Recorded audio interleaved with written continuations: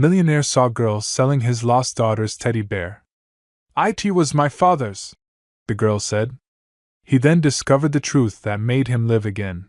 The October rain drummed against the windows of Richard Wellington's black limousine as it crawled through downtown Chicago traffic.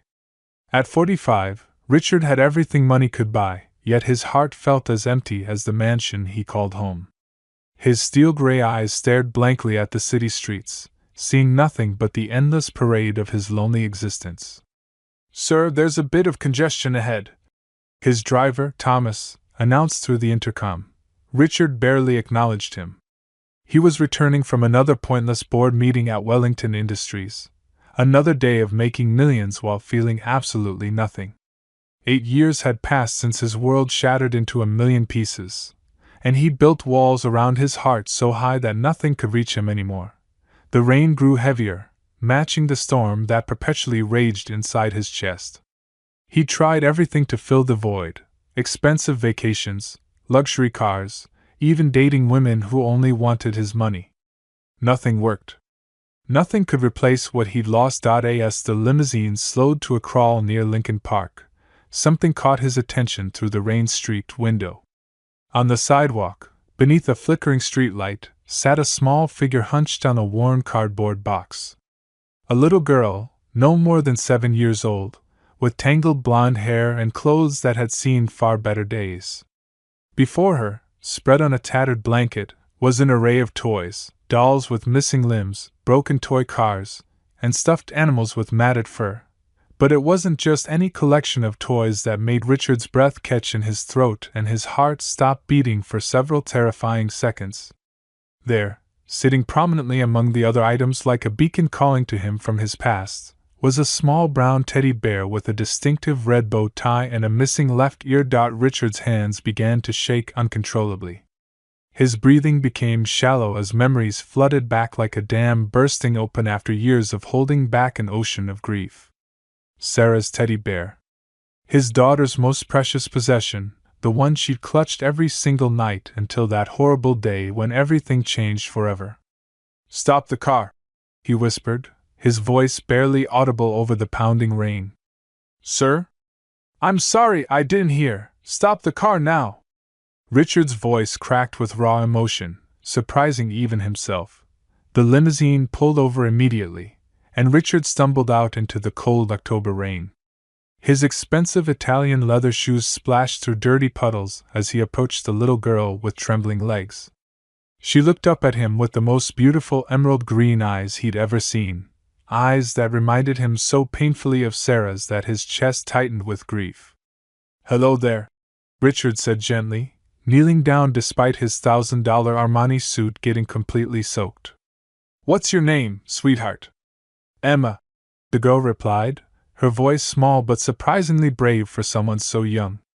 "Are you here to buy something, mister?" "Everything's real cheap. I really need to help my grandma with her medicine." Richard's eyes remained fixed on the teddy bear, unable to look away.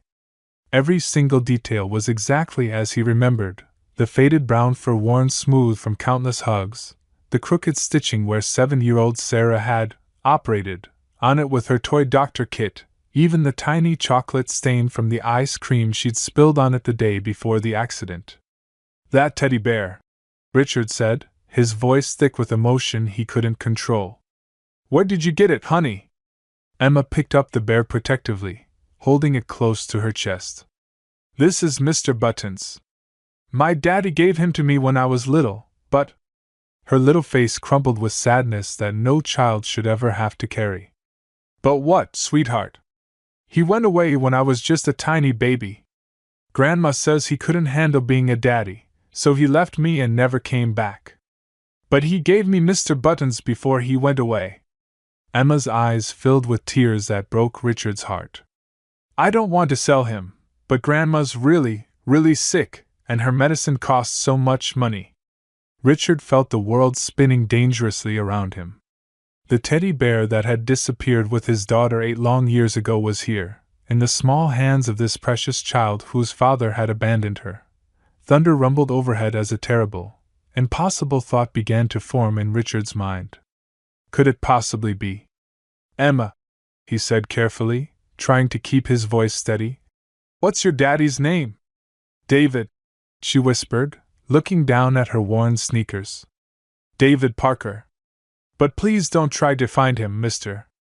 Grandma says some people are just too broken inside to love anyone properly. The name hit Richard like a physical blow to his chest.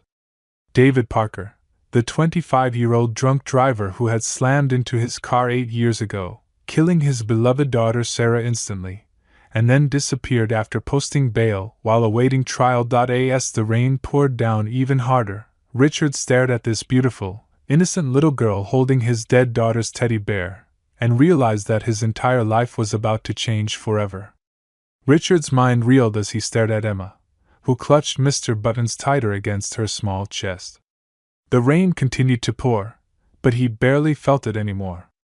8 years of carefully constructed walls around his heart were crumbling with each passing second. How much?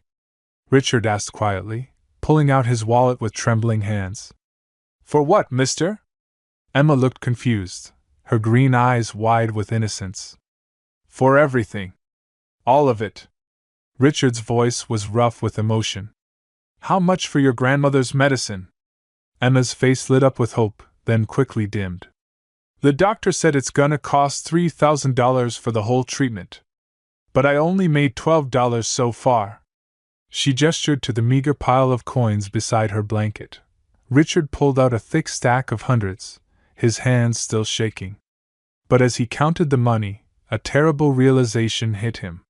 He couldn't just throw money at this situation and walk away. This little girl was connected to his daughter's death in ways that defied comprehension. David Parker, the man who had destroyed his life, had somehow given Sarah's teddy bear to his own daughter. Emma, sweetheart, where do you live? Where's your grandmother now? At Mercy General Hospital, Emma said, wiping her nose with the back of her hand. Room 314. She's been there for 2 weeks now. The nurses are really nice, but they keep saying she needs the medicine soon or... Her voice trailed off, unable to finish the sentence. Richard's heart shattered completely. This innocent child was facing the same kind of loss he'd endured, and he was powerless to prevent it, just like he'd been powerless to save Sarah. What's your grandmother's name? Margaret Thompson. But everyone calls her Nana Maggie. Emma smiled for the first time, her whole face transforming. She raised me all by herself after Daddy left. She's the best person in the whole world. Richard made a decision that would change everything. Emma, I want to help you and your grandmother. But first, I need to ask you something very important. Do you have any pictures of your father? Anything he might have left behind? Emma nodded eagerly. Nana Maggie has a box of his stuff in our apartment. She kept it just in case he ever came back, even though she doesn't think he will. Her expression grew sad again.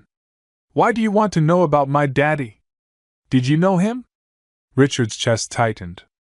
How could he possibly explain to this 7-year-old that her father had killed his daughter? That the teddy bear she treasured was stolen from the scene of a fatal accident? I might have known him a long time ago, Richard said carefully. Emma, would you like me to take you to see your grandmother? And maybe we could stop by your apartment first? Emma's eyes widened with excitement, but then doubt crept in. Nana Maggie always told me never to go anywhere with strangers. But you seem really nice, and you want to help us. She bit her lip, clearly torn between hope and caution. Richard knelt down to her level again, looking directly into her eyes. You're absolutely right to be careful, sweetheart. How about this? We'll call your grandmother first, and you can tell her about me. If she says it's okay, then I'll take you to see her. Deal? Emma nodded enthusiastically. Okay. But mister, I don't even know your name. Richard, he said softly. Richard Wellington. As Emma carefully packed up her toys, Richard stepped aside and called his lawyer on his cell phone. Marcus, it's Richard. I need you to research everything you can find about David Parker, the man who killed Sarah. I need to know if he had any family, any children, anything at all. Richard, what's this about? You know the case was closed years ago when he skipped bail. Just do it, Marcus. And I need it tonight. 20 minutes later, Richard found himself in the passenger seat of his limousine with Emma beside him, staring in wonder at the leather interior and electronic controls.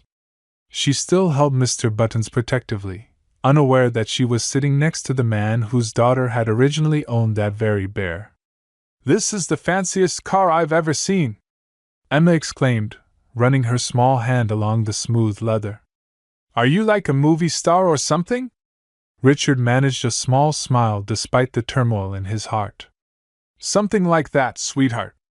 As they drove toward Emma's apartment building in one of Chicago's rougher neighborhoods, Richard's phone buzzed with a text from Marcus. "Found preliminary info. David Parker, 33 now. Had a daughter born 7 years ago to Jennifer Thompson. Mother died in childbirth. Child raised by maternal grandmother Margaret Thompson. More details coming." Richard's blood ran cold. Jennifer Thompson. The woman who had died bringing Emma into this world was David Parker's girlfriend. Which meant Emma was not just the daughter of the man who killed Sarah, she was an innocent victim of his abandonment, left to be raised by her grandmother after losing her mother. The layers of tragedy were overwhelming. David Parker had taken one life and destroyed countless others, including his own daughter's. As they pulled up to a rundown apartment building, Emma pointed excitedly to a third-floor window. "That's our place. Nana Maggie's gonna be so surprised when I tell her about the money for her medicine." But Richard was thinking about something else entirely. He was thinking about the box of David Parker's belongings that waited upstairs, and what secrets it might contain about the night Sarah died. Emma's apartment was small but meticulously clean, filled with the kind of warmth that only comes from unconditional love.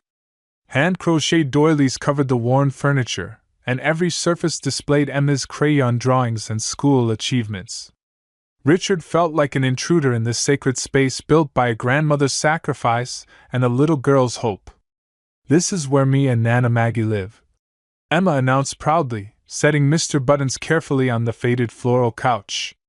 "She taught me to keep everything neat and tidy. She says a clean home makes a clean heart." Richard's throat tightened as he looked around. The apartment couldn't have been more than 600 square feet, but it radiated more love than his sprawling mansion ever had. Family photos covered one entire wall, Emma at various ages, always with a silver-haired woman who had kind eyes and a warm smile. "That's my Nana Maggie," Emma said, following his gaze. "She's the most beautiful person in the world, even when she's sick. She still tries to make me pancakes every morning, even though her hands shake now.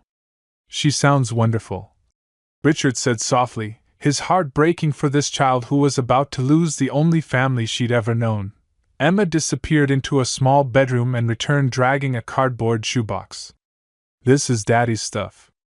Nana Maggie showed it to me once, but she said it made her too sad to look at very often."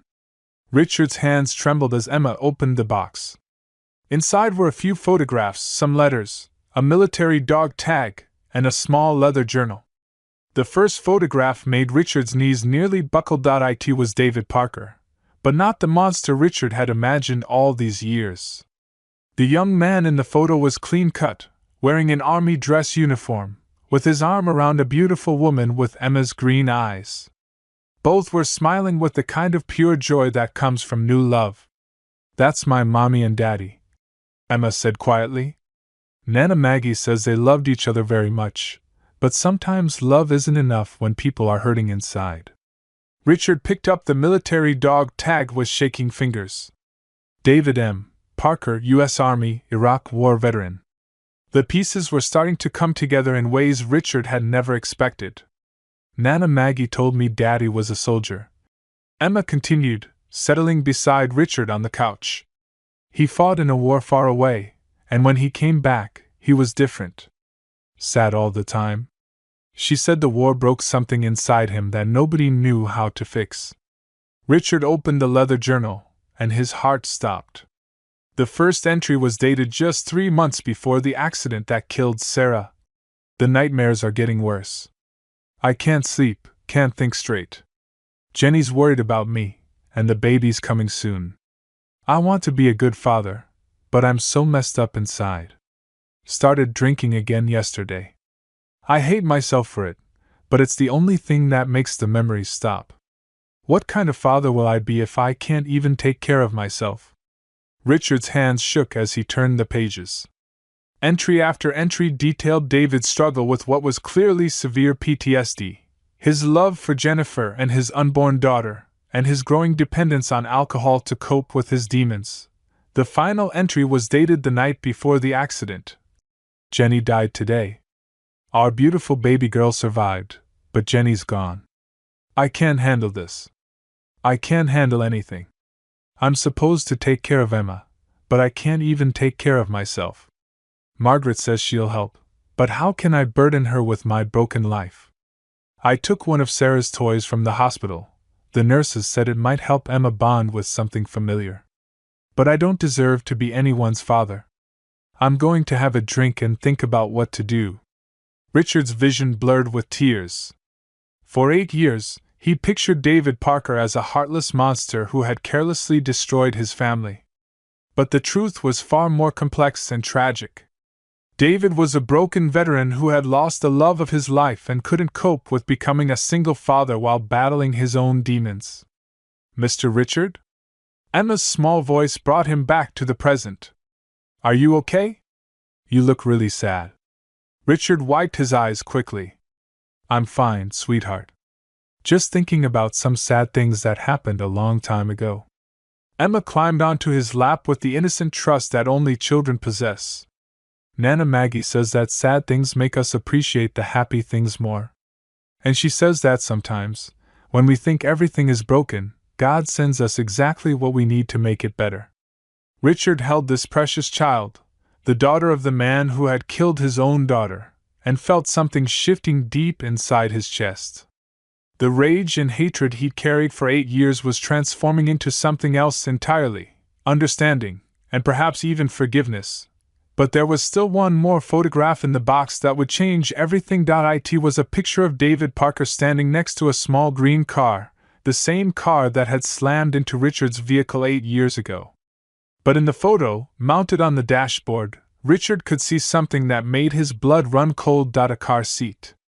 An empty infant car seat that should have held Emma. Emma, Richard said carefully, his voice barely above a whisper. On the night your daddy left, where were you supposed to be? Emma looked thoughtful for a moment. Nana Maggie told me Daddy was supposed to take me to meet some important people that night. But at the last minute, she got a bad feeling and said I should stay with her instead. She said sometimes grandmothers just know things. Richard stared at the photograph, realizing the horrifying truth. If Emma had been in that car the night David Parker drove drunk, she would have died too. Margaret Thompson's intuition had saved Emma's life, and inadvertently created the tragic chain of events that brought her into Richard's world 8 years later. Is something wrong, Mr. Richard?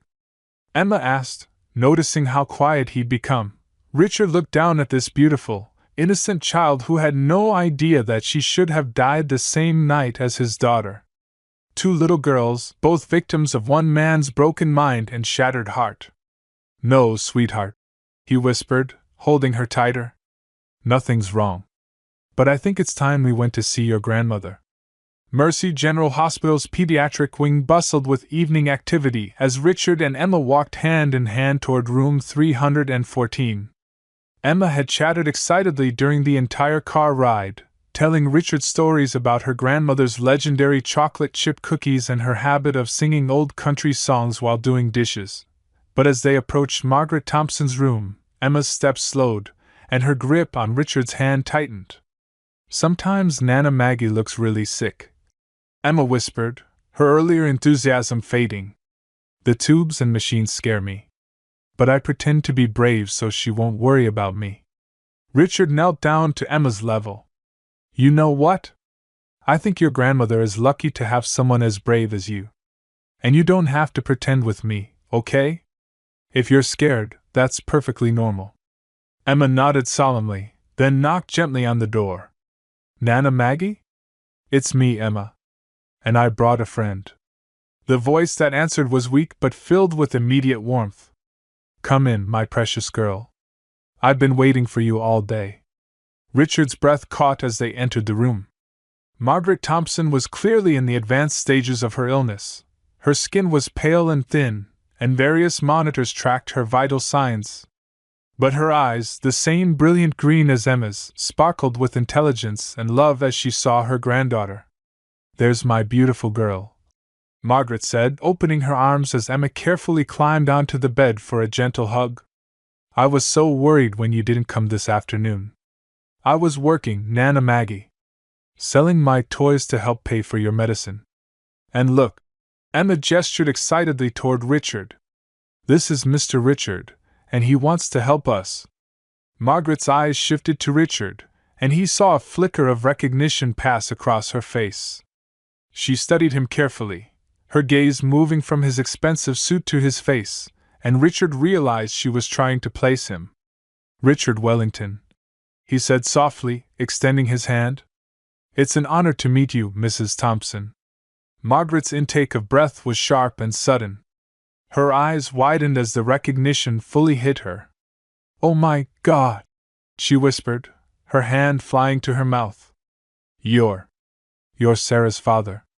The room fell silent except for the steady beeping of the heart monitor. Emma looked confused, glancing between the two adults who were staring at each other with obvious recognition. "You know each other?" Emma asked innocently. Richard and Margaret continued to lock eyes, years of pain and tragedy hanging heavy in the air between them. Margaret's heart monitor began beeping faster as her stress levels rose.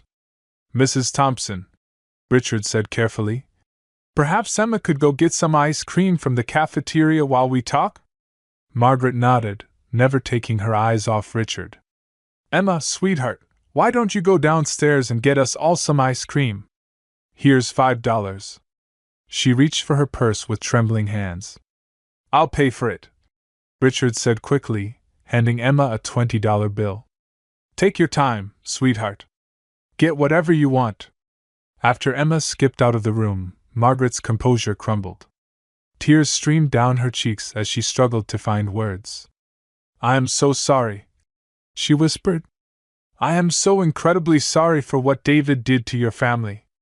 I've carried the guilt for 8 years, wondering if I could have done something, anything, to prevent that horrible night." Richard sank into the chair beside her bed, his own emotions overwhelming him. "Mrs. Thompson, Margaret, please. Margaret, I need you to know that I didn't come here for an apology. I came here because—" He paused, struggling with how to explain the impossible situation.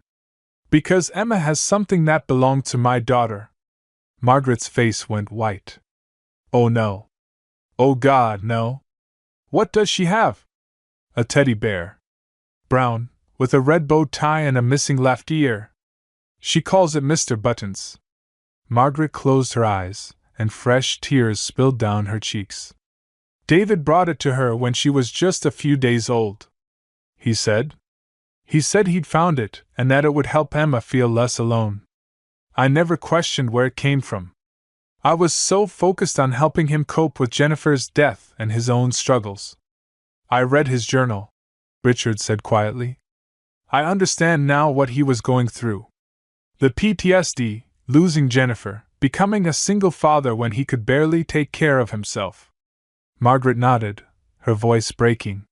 "He was such a good boy before the war. Gentle, kind, always helping his neighbors. But when he came back from Iraq, he was like a ghost of himself.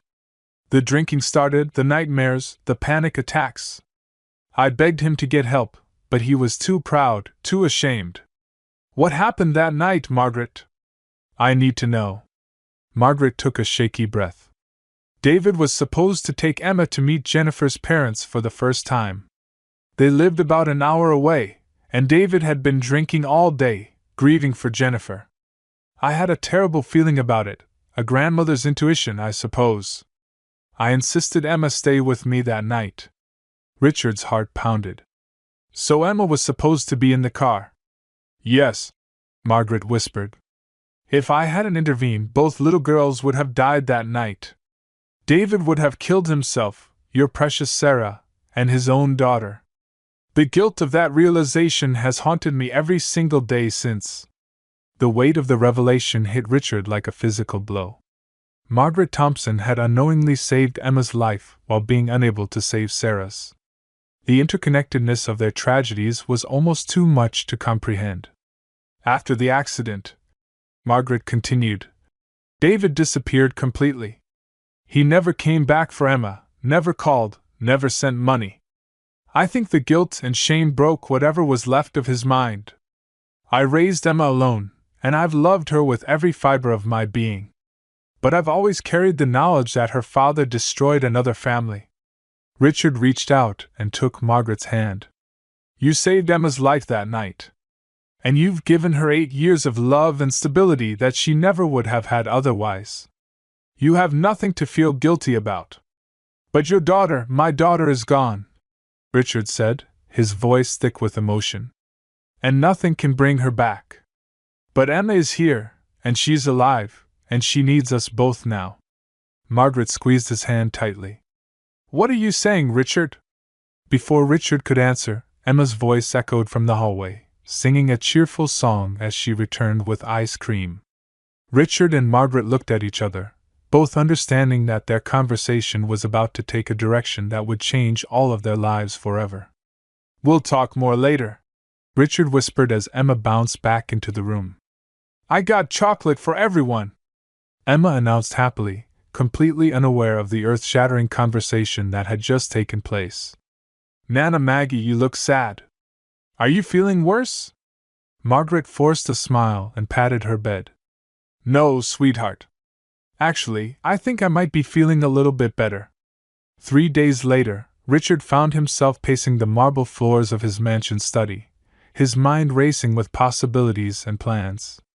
He'd spent every waking hour at the hospital, officially as Emma's friend, but in reality learning every detail about the remarkable little girl who had somehow become the center of his universe. His lawyer Marcus sat across from his mahogany desk, thick folders spread between them containing the complete investigation into David Parker's disappearance. The trail goes cold in Mexico, Marcus explained, adjusting his wire-rimmed glasses. David Parker crossed the border 8 years ago and vanished completely. No passport activity, no credit card usage, no contact with any known associates. He's either dead or living completely off the grid. Richard stared out the window toward the garden where Sarah used to play. What about his military records? His psychological evaluations? Severe PTSD, multiple recommended treatments that he refused. 3 DUIs in the 2 years before the accident, all dismissed due to technicalities. The man was clearly in crisis, but the system failed him completely. And Emma's legal status? Marcus shuffled through another folder. Margaret Thompson has full legal custody. She's listed as Emma's emergency contact, primary guardian, and sole beneficiary of a small life insurance policy Jennifer had through her work. But Richard. Marcus paused, clearly uncomfortable with what he had to say next. What is it? Margaret's medical prognosis is worse than she's letting Emma know. According to my contact at the hospital, she has maybe 6 weeks left, 8 at the outside. Without the experimental treatment, she'll be gone within the month. Richard's heart clenched. And if she dies? Emma becomes a ward of the state. She'll go into foster care, probably separated from everything familiar. Given her age and the circumstances, adoption would be. Marcus trailed off, clearly not wanting to voice the grim statistics. Unlikely, Richard finished quietly. I have to ask, Richard. What exactly are you planning here? I know you've been spending every day at that hospital, and Emma clearly adores you. But getting emotionally involved with the daughter of the man who killed Sarah. It's not healthy. It's not rational. Richard turned from the window, his decision crystallizing. Marcus, I want you to draw up adoption papers. Richard, no. Absolutely not. You can't adopt a child as some kind of penance or misguided attempt to replace Sarah. It doesn't work that way. This isn't about replacing Sarah. Richard said firmly. This is about Emma. She's an innocent child who's about to lose the only family she's ever known. I have the resources to give her everything she needs: stability, education, love. Love? Marcus stood up, his professional composure cracking. Richard, you've known this child for 3 days. You can't love someone you barely know, especially when she's connected to the worst tragedy of your life. Richard was quiet for a long moment. Do you know what Emma did yesterday? Marcus shook his head. She drew me a picture of my daughter. Marcus's expression softened. What do you mean? She'd never seen a photo of Sarah, never heard her name before 3 days ago. But she drew a picture of a little girl with brown hair and blue eyes, playing with a teddy bear that looked exactly like Mr. Button's. When I asked her about it, she said she'd been having dreams about a sad little girl who wanted her teddy bear to be happy again. Marcus sank back into his chair. Richard, I'm not trying to replace Sarah, Richard continued. But I think maybe Sarah led me to Emma. Maybe this is all connected in ways we don't understand. That little girl is going to lose her grandmother, just like I lost my daughter. But I can make sure she doesn't lose everything. And if David Parker ever comes back, then we'll deal with it. But Margaret says he's been gone for 8 years without a word. He abandoned Emma, Marcus. He left her to be raised by an elderly woman on a fixed income while he ran from his responsibilities. Marcus gathered his papers slowly. This is going to be complicated. Margaret will have to consent to the adoption, assuming she lives long enough. You'll need to undergo home studies, psychological evaluations, background checks. And Richard, Emma will eventually need to know the truth about who you are and how you're connected to her father. I know. And I'll tell her when she's old enough to understand. What if she hates you for it? What if she blames you for her father disappearing? Richard considered this, his heart heavy with the possibility. Then I'll accept that. But at least she'll be safe and loved, and she'll have opportunities her father never gave her. Marcus nodded slowly. I'll start the paperwork. But Richard, promise me you'll think this through completely. Once you start this process, there's no going back. Emma will become your responsibility, legally and emotionally, for the rest of your life. I've never been more certain of anything, Richard replied. That evening, Richard returned to the hospital to find Emma curled up in the chair beside Margaret's bed, reading aloud from a worn copy of Charlotte's Web. Margaret's eyes were closed, but she was smiling peacefully as Emma's sweet voice filled the room. And Charlotte said, "Salutations," which means hello in fancy talk. Emma read carefully, sounding out the bigger words. That's beautiful, sweetheart, Richard said softly from the doorway. Emma looked up with a bright smile. Mr. Richard. Nana Maggie's been sleeping a lot today, but the nurses said reading to her still helps. Do you want to hear the story too? Richard settled into the other chair, and Emma climbed into his lap with the naturalness of a child who had already decided to trust him completely. As she continued reading, Margaret opened her eyes and looked directly at Richard. We need to talk, she mouthed silently. Richard nodded, understanding that Margaret had made her own decision about Emma's future. Later that night, after Emma had fallen asleep curled up between them on Margaret's hospital bed, Margaret and Richard spoke in hushed whispers about the impossible situation they found themselves in. I'm dying, Richard, Margaret said simply. And Emma doesn't know how bad it really is. I've been trying to protect her, but she's going to need someone when I'm gone. I want to adopt her, Margaret. I want to give her everything she deserves. Margaret was quiet for a long time, studying Richard's face in the dim hospital lighting. Why? She finally asked. Why would you want to take in the daughter of the man who destroyed your life? Richard looked down at Emma, sleeping peacefully with Mr. Buttons clutched against her chest. Because she's not responsible for what her father did. Because she's already lost too much. And because...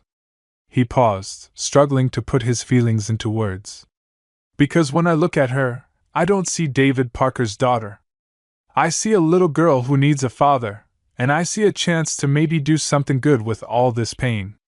Margaret reached out and squeezed his hand. There's something else you need to know about Emma. Something even she doesn't know yet. Richard's heart stopped. What do you mean? Margaret's voice dropped to barely a whisper. David left something else behind besides that teddy bear. Something that changes everything about Emma's connection to your family. Margaret's words hung in the air like a thunderclap. Richard's pulse hammered in his ears as he waited for her to continue, afraid to even breathe. Emma slept peacefully between them, completely unaware that her entire world was about to shift on its axis once again. What are you talking about, Margaret? Richard whispered, his voice barely audible. Margaret carefully reached into her bedside drawer and pulled out a manila envelope, yellowed with age and handling. Her hands trembled as she opened it, revealing several documents and a letter written in David Parker's distinctive handwriting. David left this for me the night before he disappeared, Margaret said softly. He made me promise not to open it unless something happened to him, or unless Emma was in danger. When you told me who you were 3 days ago, I knew it was time. Richard's hands shook as Margaret handed him the letter. The date at the top was from 8 years ago, just days after the accident that killed Sarah. Margaret, the letter began. If you're reading this, then I'm either dead or I've done something so terrible that I can never come back. I need you to know the truth about that night, and about Emma, because she deserves to know who she really is. The accident wasn't random. I was driving to meet someone, Sarah Wellington's father, Richard Wellington. He'd been trying to find me since the accident, not for revenge like I thought, but because he'd discovered something about Sarah's blood type that didn't match his medical records. Richard suspected that Sarah wasn't his biological daughter, and he wanted a paternity test. He tracked me down because Jennifer had worked at the same hospital where Sarah was born, and there were questions about babies being switched in the maternity ward around that time. Margaret, I need you to understand, I never meant to hurt anyone. I was drunk and terrified about what the DNA test might reveal. I was supposed to meet Richard that night to provide a sample, but I panicked. I thought if Sarah wasn't really his daughter, somehow that would make what I'd done even worse. That I never told you this before, but Jennifer confessed something to me right before she died. She said there had been a mix-up at the hospital when the girls were born. She was too scared to say anything earlier, but she made me promise to find out the truth. That I've been carrying this secret, and I can't anymore. Margaret, Emma might not be my biological daughter. And if she's not mine, there's a chance she might be Richard Wellington's. Richard's vision blurred as the words sank in. His hands began to shake so violently that he nearly dropped the letter. Margaret reached out and steadied him, her own eyes filled with tears. Keep reading, she whispered. There's more. Richard forced himself to continue, his heart pounding so hard he was sure it would wake Emma. I took some of Sarah's hair from the accident scene and some of Emma's from her baby brush. I had a friend run a DNA test before I left town. The results are in this envelope. Margaret, if Emma is really Richard Wellington's daughter, then the little girl I killed was actually mine. Which means I killed my own biological child and abandoned his. I can't live with this knowledge. I can't face either of them. If the test proves what I suspect, then you need to make sure Emma finds her way back to her real father. He's a good man who has suffered enough, and she deserves to know her true family. I'm sorry for everything. Take care of our girls, whichever daughter belongs to whom. David. Richard's world spun violently as he set down the letter with trembling hands. Margaret silently handed him a sealed envelope marked DNA results, confidential. I've never opened it, Margaret whispered. I was too afraid of what it might say. But now, with you here, wanting to adopt Emma, maybe it's time we knew the truth. Richard stared at the envelope, his mind reeling. Was it possible that the daughter of his heart wasn't his biological child, while the little girl sleeping peacefully beside him was actually his own flesh and blood? Was it possible that David Parker had killed his own daughter while abandoning Richard's?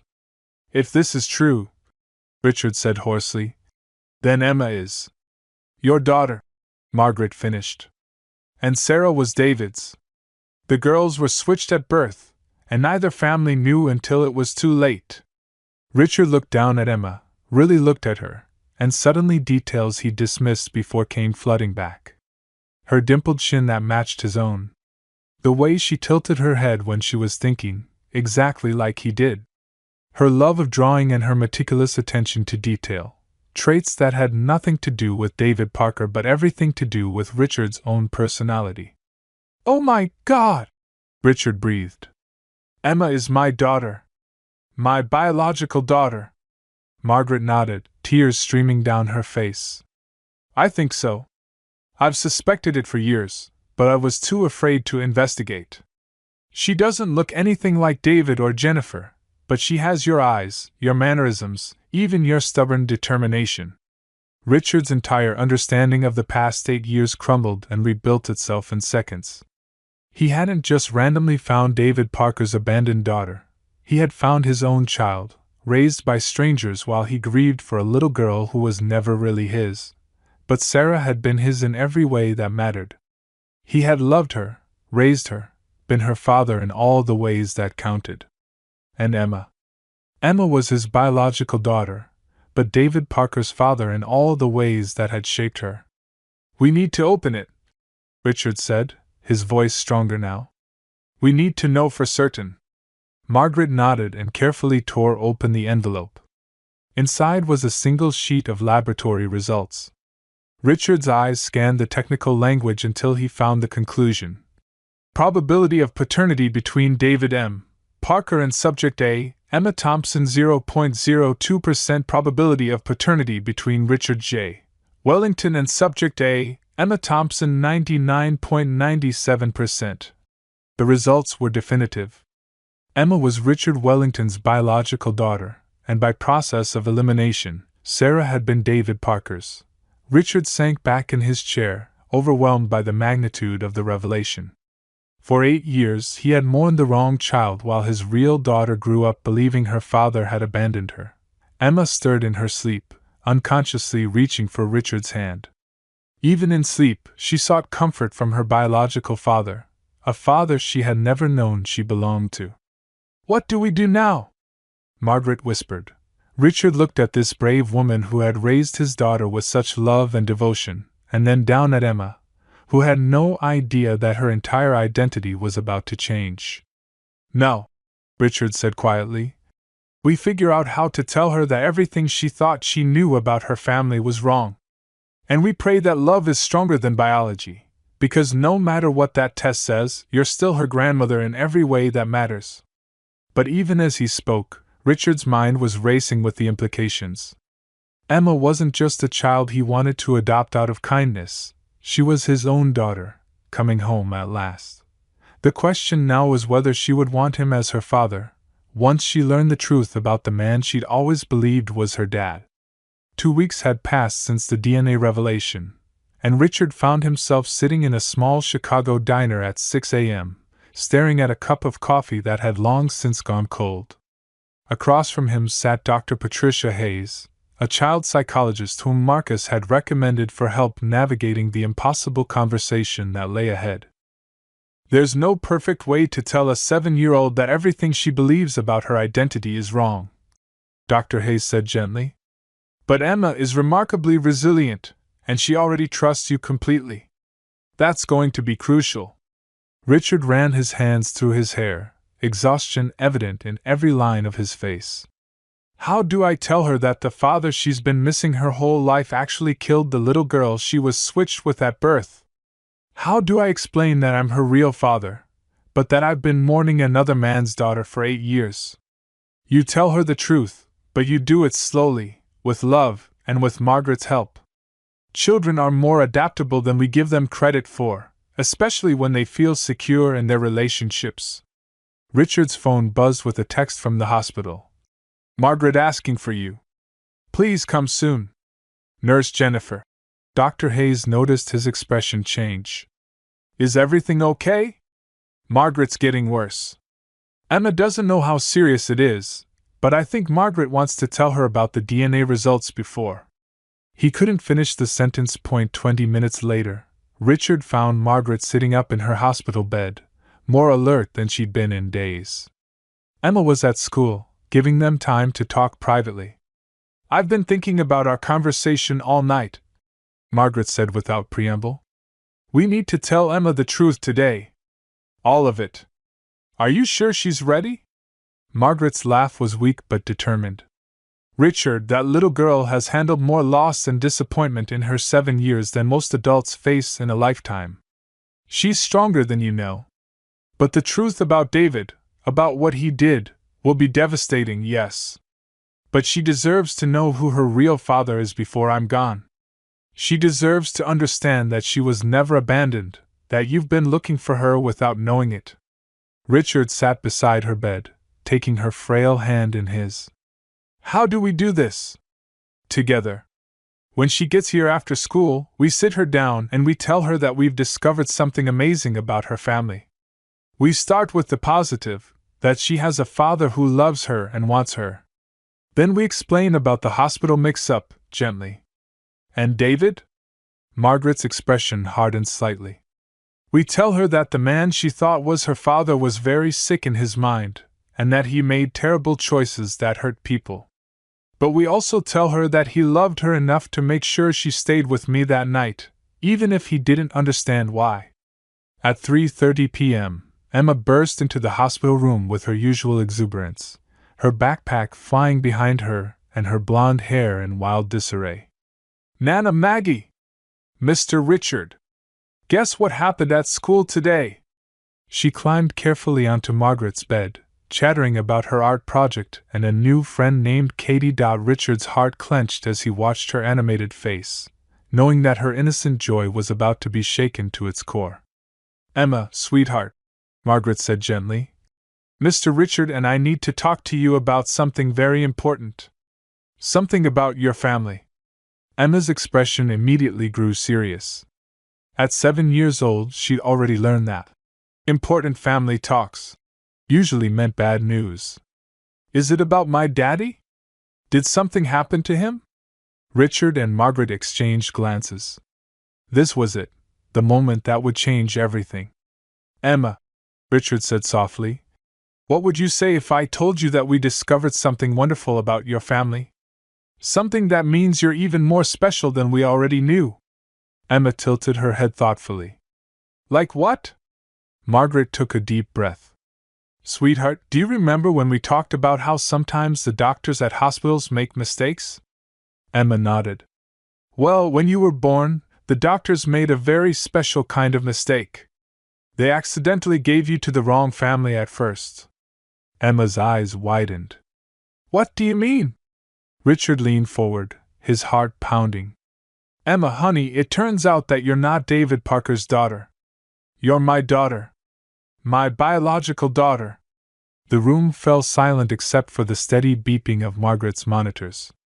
Emma stared at Richard with those brilliant green eyes, processing information that would be difficult for an adult to understand.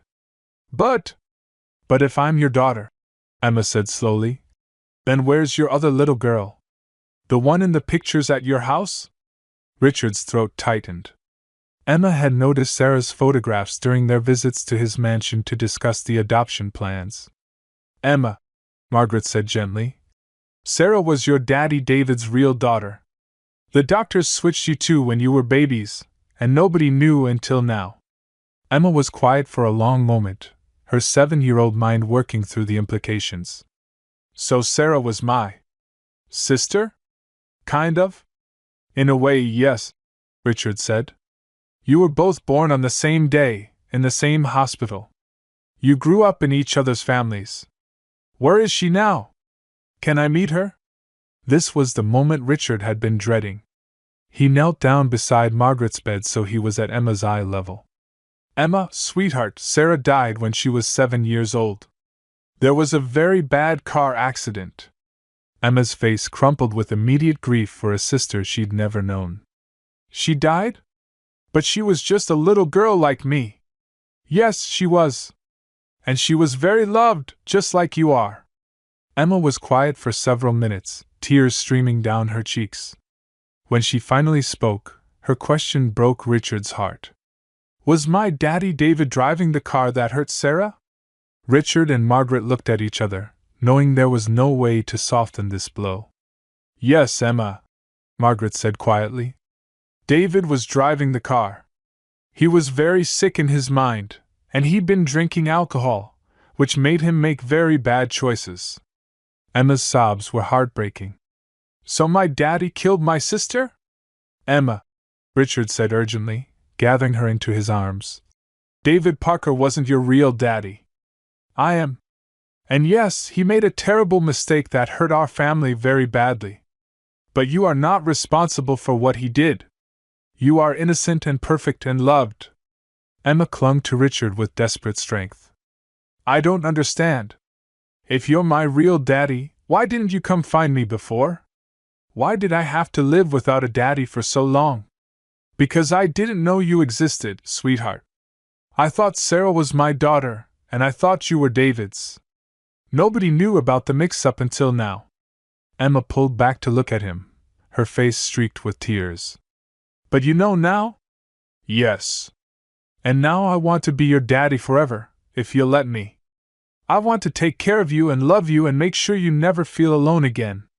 Emma looked between Richard and Margaret, her young mind struggling to process the enormity of what she'd learned. Does this mean I don't have to go to foster care when Nana Maggie goes to heaven? The simple question revealed that Emma understood far more about Margaret's condition than the adults had realized. That's right, sweetheart, Margaret said through her own tears. Richard is going to adopt you officially, which means you'll be his daughter legally too. You'll have a real family again. Emma was quiet for a long time, still nestled in Richard's arms. When she finally spoke, her words surprised them both. I'm sad about Sarah. And I'm confused about David. But I'm happy that you're my real daddy, because I love you already. Richard held her tighter, overwhelmed by her resilience and capacity for love despite everything she'd endured. But as Emma fell asleep in his arms an hour later, Richard couldn't shake the feeling that they hadn't told her the whole truth yet. And somewhere in the back of his mind, a terrible thought was forming about David Parker's 8-year disappearance, and what might happen if he ever decided to come back. 3 days after the revelation, Richard found himself in the cramped office of Detective Maria Santos, who had worked Sarah's case 8 years ago. The walls were covered with case files, crime scene photos, and a large map of Chicago marked with red pins. I've been expecting this call for years, Detective Santos said, leaning back in her worn chair. The David Parker case never sat right with me. A man kills a child in a drunk driving accident, posts bail, and then vanishes completely? That doesn't happen without help. Richard studied the case files spread across her desk. What do you mean, help? Someone with resources helped David Parker disappear. The timeline is too clean, too professional. He crossed into Mexico within 24 hours of skipping bail, had a new identity, cash, everything set up in advance. You think someone paid for his escape? Detective Santos nodded grimly. I think someone wanted David Parker gone as much as he wanted to disappear. The question is who and why. Richard's phone buzzed with a text from Margaret. Emma asking difficult questions about David. Can you come? I have to go, Richard said, standing. But Detective Santos, I need to know, is there any chance David Parker could come back? Any reason he might try to contact Emma? The detective's expression grew troubled. That's what worries me, Mr. Wellington. If David Parker has been living off the grid for 8 years, something significant would have to happen to make him risk exposure. And with Margaret Thompson dying, she didn't need to finish the sentence. Richard understood the implication perfectly. An hour later, Richard found Emma sitting quietly in Margaret's hospital room, coloring in a book but clearly distracted. Margaret appeared to be sleeping, but her breathing was more labored than usual. Hey, sweetheart, Richard said softly, settling into the chair beside Emma. How are you feeling today? Emma looked up with eyes that seemed older than her 7 years. I keep thinking about my real daddy David. Not you, you're my daddy now. But the other one. Richard's heart clenched. What about him? Nana Maggie says he was sick in his mind, but I keep wondering. If he loved me enough to give me Mr. Buttons, why didn't he love me enough to stay? The innocent question cut deep. How could Richard explain the complexities of PTSD, addiction, and psychological breakdown to a 7-year-old? Sometimes, Emma, when people are very sick emotionally, they think they're protecting the people they love by staying away. David was carrying a lot of pain from the war, and from losing your birth mother. He probably thought you'd be better off without him. But he was wrong, wasn't he? I needed a daddy. Yes, sweetheart. He was very wrong.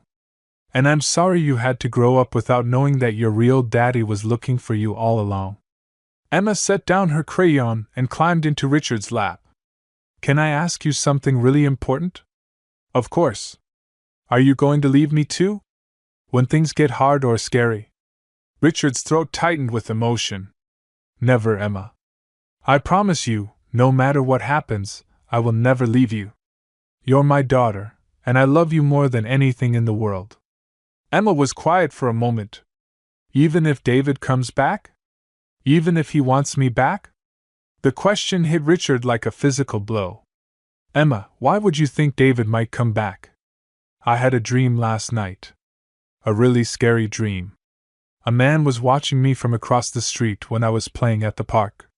He looked sad and angry at the same time. And he had the same eyes as me. Richard's blood ran cold. Emma's eyes were Richard's eyes. She'd inherited them from him, not from David Parker. But if she was dreaming about a man with similar features. Emma, in your dream, did the man try to talk to you? No, he just watched. But I felt like he wanted to take me away from you and Nana Maggie. It made me really scared. Richard held her closer, his mind racing. Children's dreams were often just their subconscious processing fears and emotions. But given everything that had happened, he couldn't shake the feeling that Emma's dream might be more than imagination. Margaret stirred in her bed, her eyes opening slowly. Richard? Is everything okay? We're fine, he said quickly, not wanting to worry her. Emma was just telling me about a dream she had. But Margaret's expression grew alert. What kind of dream? Before Emma could answer, Margaret's nurse appeared in the doorway. I'm sorry to interrupt, but Mrs. Thompson, there's a man here asking about Emma. He says he's her father. The room fell silent except for the sound of Margaret's heart monitor, which began beeping rapidly. What did he look like? Richard asked urgently. Tall, dark hair, thin. He seemed nervous, agitated. He didn't have ID, but he knew Emma's full name, her birthday, even details about her birth that wouldn't be public knowledge. Richard stood quickly, pulling Emma behind him protectively. Where is he now? Security escorted him to the lobby. He's asking to see Emma, but given that you're listed as her legal guardian now, we couldn't allow it without permission. Emma's face had gone pale. Is it David? Is it really him? Margaret struggled to sit up, her breathing labored.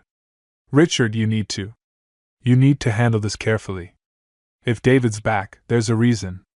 And it might not be what we think. I don't want to see him, Emma said quietly, pressing closer to Richard. I want to stay with you. Richard's protective instincts surged. You don't have to see him, sweetheart. Not if you don't want to. But even as he spoke, Richard knew this moment had been inevitable. David Parker was back, 8 years after destroying both their lives. The question was what he wanted, and how far Richard would have to go to protect Emma from the man who had abandoned her. Should I call security to remove him? The nurse asked. Richard looked down at Emma, then at Margaret, who was struggling to stay conscious. A decision had to be made, and it had to be made now. No, Richard said finally. I'll go talk to him. But Emma stays here with security watching the room.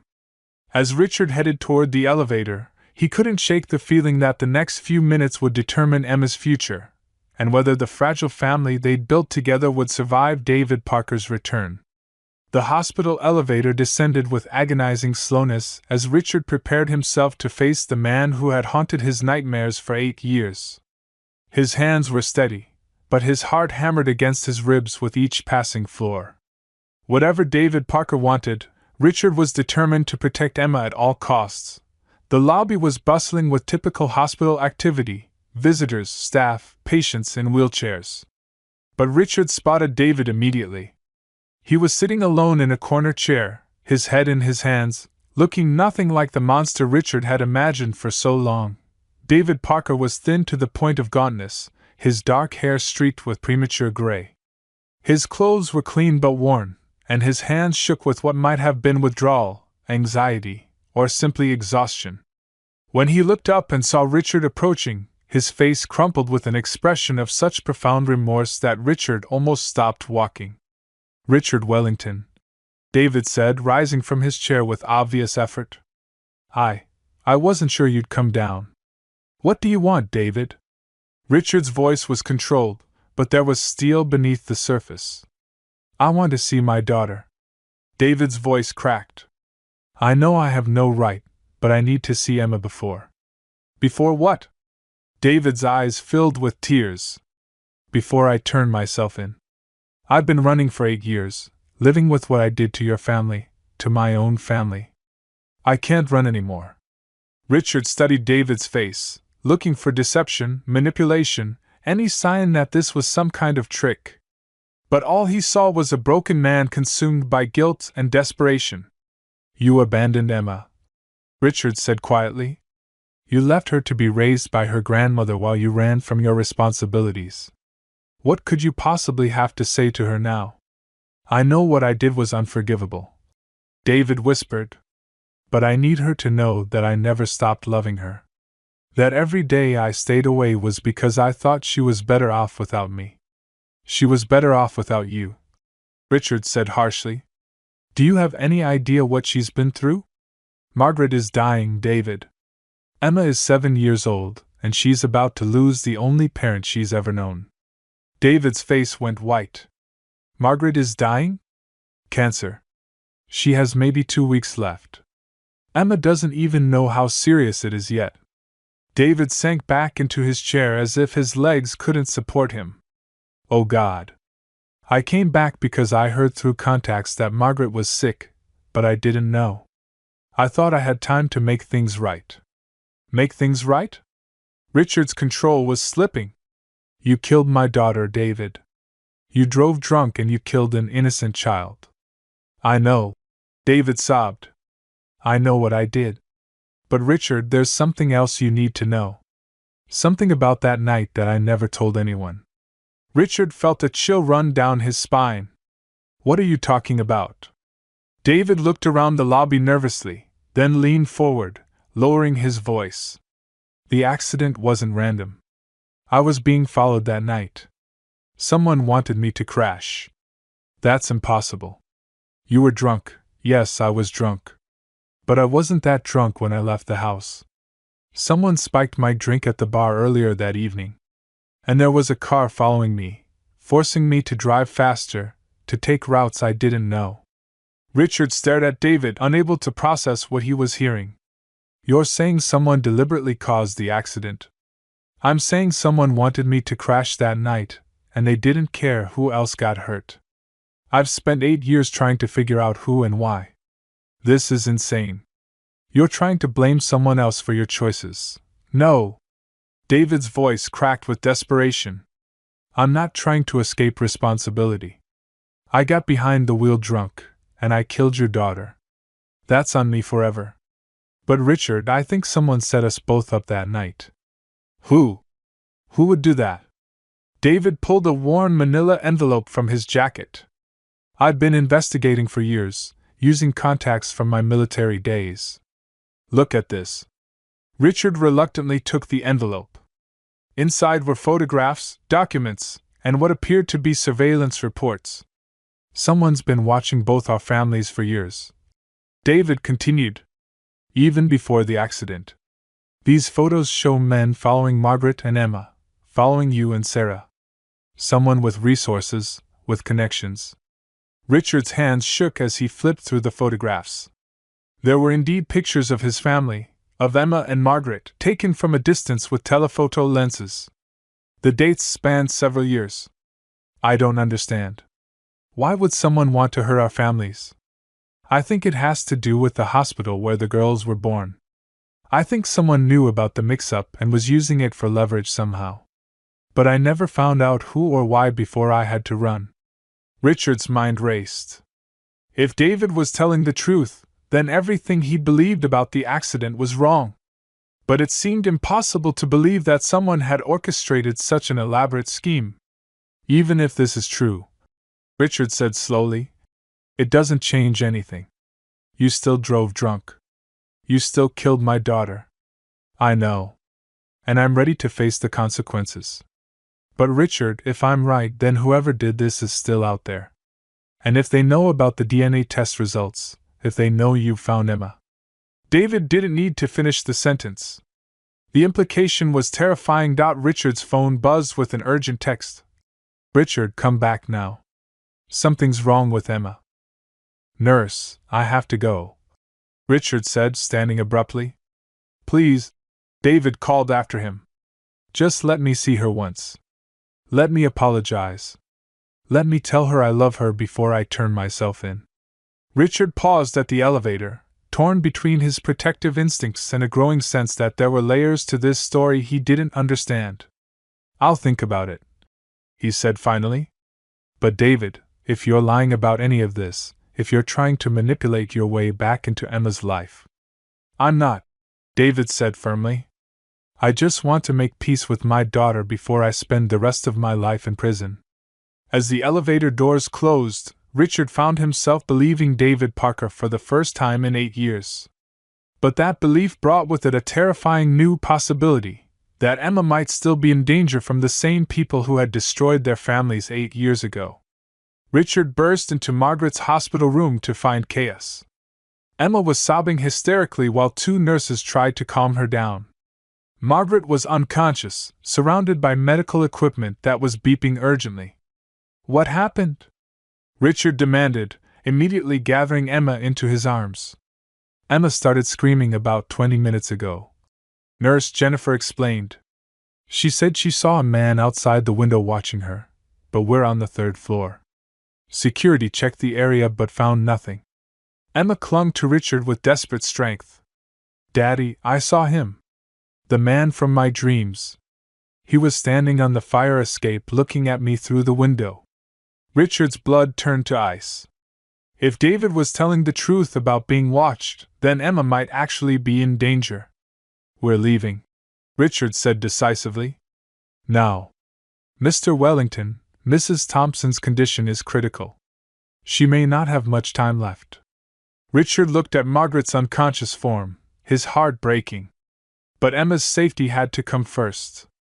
Call me the moment she wakes up, he said, then turned to Emma. Sweetheart, we need to go to my house where you'll be safe. 30 minutes later, Richard paced the living room of his mansion, while Emma sat curled up on the couch with Mr. Buttons, still shaken by what she'd seen. His head of security, James Morrison, was reviewing surveillance footage from the hospital. There's definitely someone on that fire escape, James reported grimly. Male, medium build, wearing dark clothing. He was there for approximately 15 minutes before disappearing. Richard's phone rang. It was Detective Santos. Mr. Wellington, we need to talk immediately. David Parker's story about being followed the night of the accident? He might be telling the truth. What do you mean? I've been digging deeper into the case files, and I found some irregularities that were overlooked at the time. Traffic cameras show a second vehicle following Parker's car that night, but the footage was mysteriously corrupted before we could enhance it. Richard sank into a chair. So someone really was orchestrating this? It's looking that way. And Mr. Wellington, there's something else. The hospital where both girls were born. It was owned by a subsidiary of a larger corporation. That corporation was recently acquired by Wellington Industries. The world seemed to stop spinning. That's impossible. I would never have approved an acquisition of anything connected to Richard's voice trailed off as the implications hit him. Someone within his own company might have known about the hospital connection all along. Detective Santos, I need you to come to my house immediately. And bring everything you have on this case. After hanging up, Richard called his lawyer Marcus with trembling hands. Marcus, I need you to pull all records of any hospital acquisitions we've made in the past 5 years. Specifically look for anything connected to Chicago General Medical Center. Richard, what's this about? Just do it.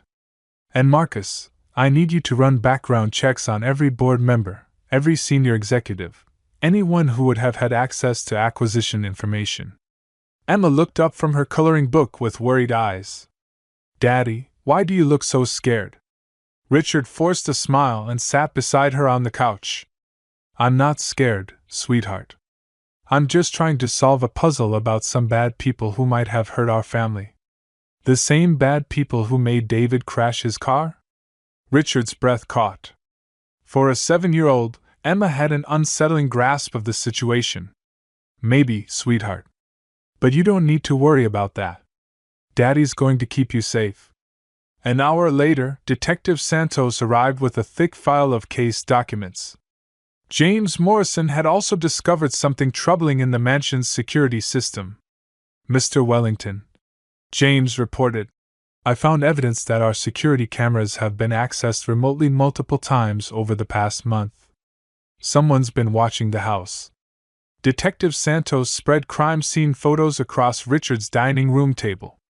Here's what we know. David Parker was definitely intoxicated the night of the accident, but his blood alcohol level was higher than it should have been based on his reported consumption. Someone spiked his drinks. She pulled out a traffic camera photo that was barely visible due to corruption. This vehicle was following Parker for at least 12 blocks before the accident. The license plate is obscured, but we can make out part of a corporate logo on the side. Richard squinted at the image.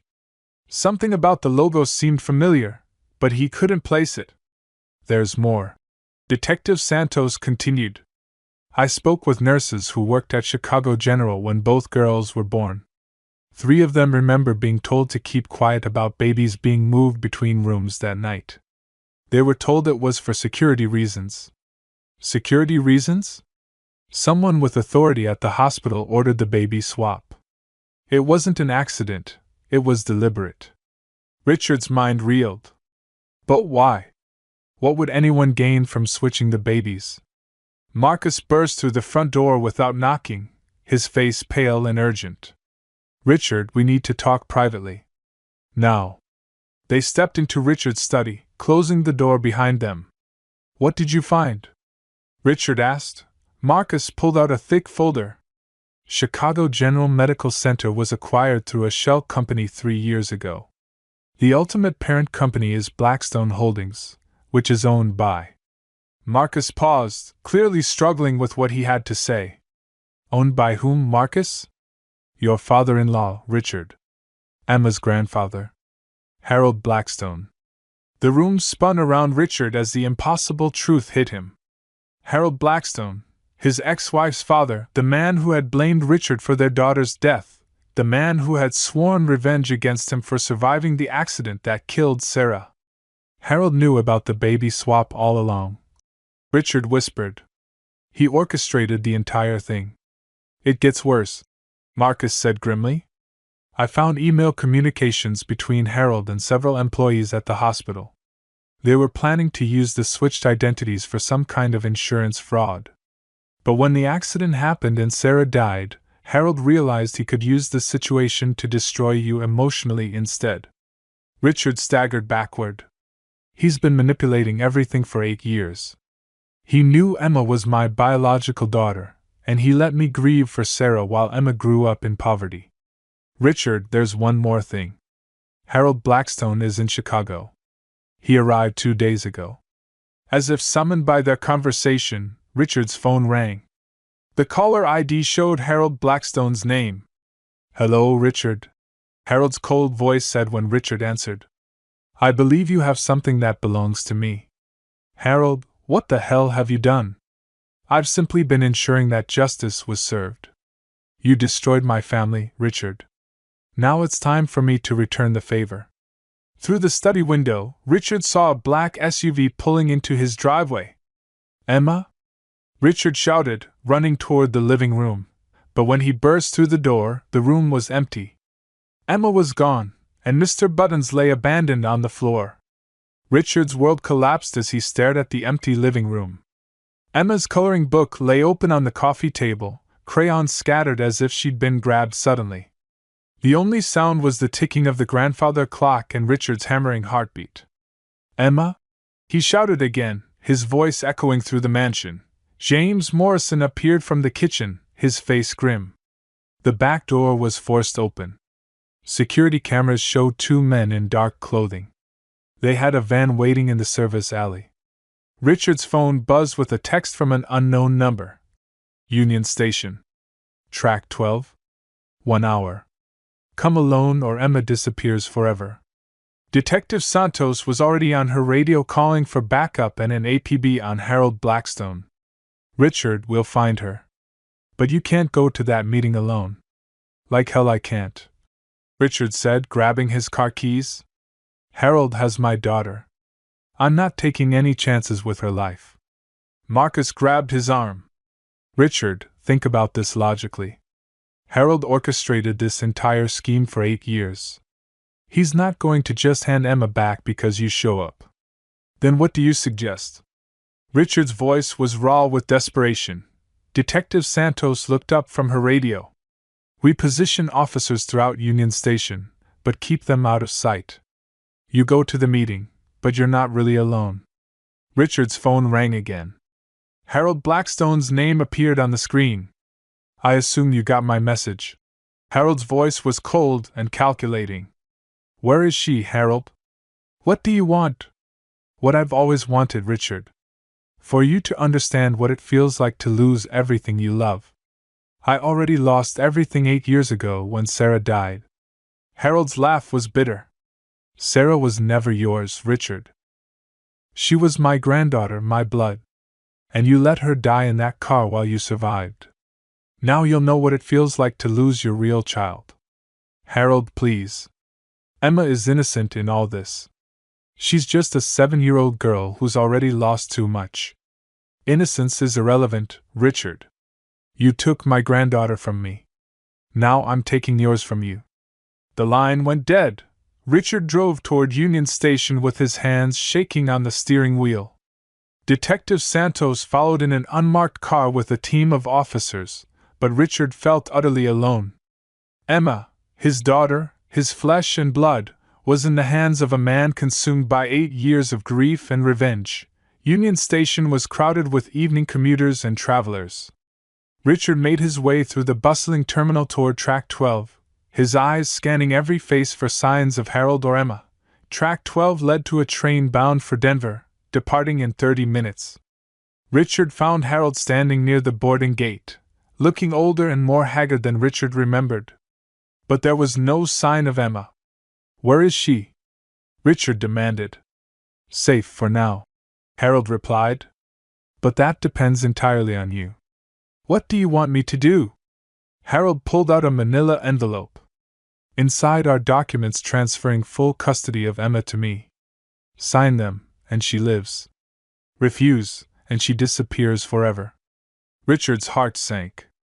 Harold, you can't seriously want to raise Emma. You're 70 years old, and you're obviously mentally unstable. I don't want to raise her, Harold said coldly. I want to make sure you never see her again. I want you to spend the rest of your life wondering if she's alive or dead, safe or suffering. The same way I've wondered about Sarah every day since you let her die. I didn't let Sarah die. The accident wasn't my fault. You survived and she didn't. That makes it your fault. Richard's phone buzzed with a text from an unknown number. It was a photo of Emma, tied to a chair in what appeared to be an abandoned warehouse, tears streaming down her face. She was holding a newspaper from that day, proving the photo was recent. Sign the papers, Richard, Harold said quietly. Or that's the last photo of your daughter you'll ever see. Richard stared at the custody documents, his mind racing. If he signed them, Harold would have legal authority to take Emma anywhere, to hide her completely. But if he didn't sign them, I need proof that she's unharmed. Richard said. Harold made a phone call. Put her on speaker. Daddy? Emma's terrified voice came through the phone. Daddy, please come get me. I'm scared. Emma, sweetheart, are you hurt? No, but there are bad men here and they won't let me go. They said you don't want me anymore. Richard's heart shattered. That's not true, Emma. I want you more than anything in the world. I'm going to get you, I promise. Harold ended the call. Sign the papers, Richard. Now. Richard looked around the station, hoping to spot Detective Santos or her team. He could see several people who might be undercover officers, but Harold's men could be anywhere with weapons trained on Emma. If I sign these papers, how do I know you'll let her go? You don't, Harold said simply. You'll have to trust me the same way I had to trust that you would protect Sarah 8 years ago. Richard's hands trembled as he picked up the pen. Everything in him screamed not to sign, but Emma's terrified voice echoed in his head. He couldn't risk her life on the hope that the police would find her in time. Just as he was about to sign his name, Richard's phone rang again. It was David Parker. Richard, don't sign anything. I found where they're keeping Emma. Harold's face went white. Who is that? David Parker. Richard said loudly enough for Detective Santos to hear if she was nearby. And he's about to destroy your entire plan. Harold reached into his jacket, but before he could draw whatever weapon he was reaching for, 3 police officers materialized from the crowd, their guns drawn. Harold Blackstone, you're under arrest for kidnapping, conspiracy, and accessory to vehicular manslaughter, Detective Santos announced. But even as they handcuffed Harold, Richard's mind was on Emma. David, where is she? Abandoned warehouse on the south side. I'm already here with police backup. Richard, she's safe.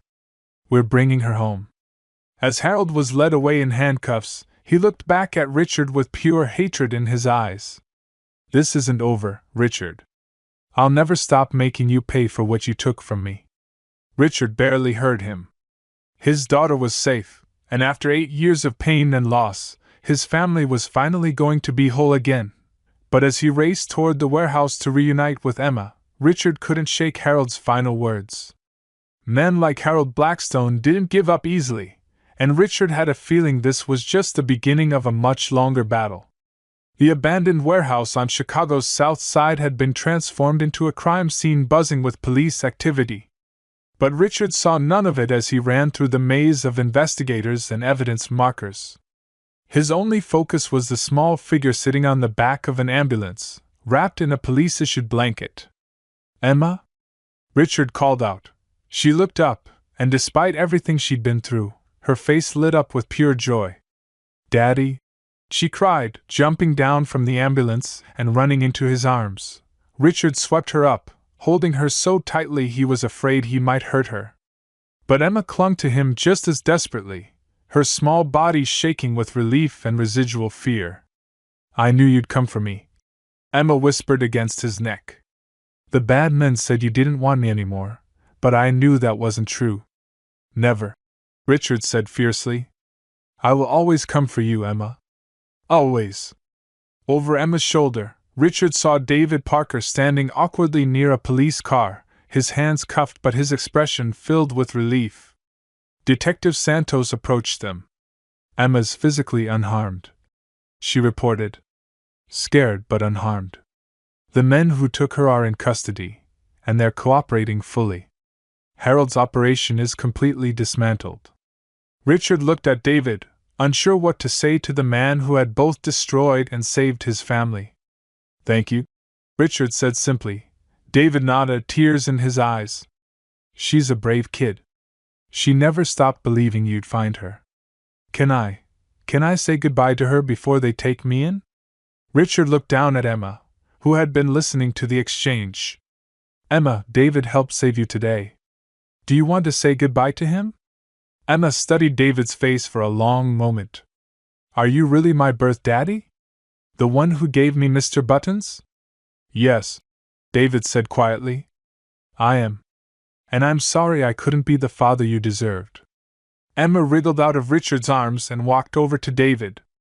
I forgive you, she said simply. Nana Maggie taught me that forgiveness makes your heart lighter. David's composure crumbled completely. Emma, I want you to know that giving you that teddy bear was the last good thing I did before everything went wrong. I loved you then, and I love you now. I know, Emma said. And I love you too. But Richard is my daddy now, and he makes me feel safe. David nodded through his tears. That's all I ever wanted for you, sweetheart. To be safe and loved. As the police led David away, he looked back one final time. Take care of her, Richard. She's the best part of both our families. 3 hours later, Richard and Emma sat in Margaret's hospital room. Margaret was awake but weak, her breathing labored despite the oxygen mask. But her eyes were bright with joy as she held Emma's hand. I was so scared I'd never see you again, my precious girl, Margaret whispered. I'm okay, Nana Maggie. Daddy saved me, just like he promised he would. Margaret looked at Richard with profound gratitude. Thank you for bringing her home. Margaret, Richard said softly, there's something I need to ask you. Something important. Margaret nodded, understanding immediately what he was referring to. Emma, Richard said, kneeling beside the hospital bed. Nana Maggie and I need to talk to you about something very special. We know you've been very brave today, but we need you to be brave one more time. Emma's expression grew serious. What is it? Margaret struggled to sit up higher. Sweetheart, you know that I'm very sick, right? Emma nodded, her eyes filling with tears. The doctors said your body is tired and might need to rest soon. That's right. And when that happens, I won't be able to take care of you anymore. Margaret's voice was gentle but steady. But Emma, that doesn't mean you'll be alone. I know, Emma said quietly. Richard is going to adopt me so I can be his daughter for real. Richard's heart swelled with love for this remarkable little girl. Emma, that's exactly right. But there's something else we want you to know. Something about how much you mean to all of us. Over the next hour, they told Emma the complete story. They explained about the hospital mix-up, about how Sarah had been David's biological daughter while Emma was Richard's. They talked about how love isn't just about blood, but about the people who choose to stay and care for you. Emma listened carefully, asking thoughtful questions and processing information that would challenge much older minds. So Sarah was my sister in a way, Emma said finally. And she would have been happy that I found my real daddy? I think she would have loved you very much, Richard said. And I think she would be happy that we found each other. What about Mr. Buttons? Can I still keep him even though he was really Sarah's? Richard smiled through his tears. Emma, Mr. Buttons belongs to you now. Sarah would want you to have him. That night, Richard tucked Emma into the guest bedroom of his mansion, which they had already begun converting into her permanent room.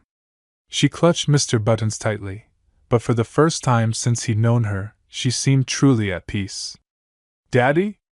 Emma said as Richard turned off the light. Yes, sweetheart? I'm sad about Nana Maggie getting sicker. And I'm sad that David made bad choices. But I'm happy that we found each other. Me too, Emma. Me too. 2 weeks later, Margaret Thompson passed away peacefully in her sleep with Richard and Emma holding her hands. Her final words were to tell Emma to remember that love never really dies. It just changes form and keeps growing in new hearts. The funeral was small but filled with love.